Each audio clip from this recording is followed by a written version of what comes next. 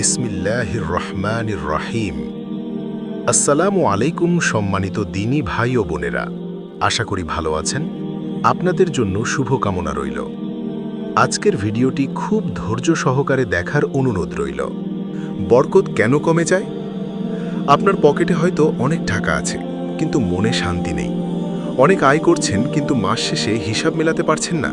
তবে জেনে রাখুন, আপনার জীবন থেকে হয়তো বরকত নামক অমূল্য নেয়ামতটি হারিয়ে গেছে। এটি এমন এক অদৃশ্য অভাব যা হাজারো বিলাসিতা দিয়েও কখনো পূরণ করা সম্ভব নয়।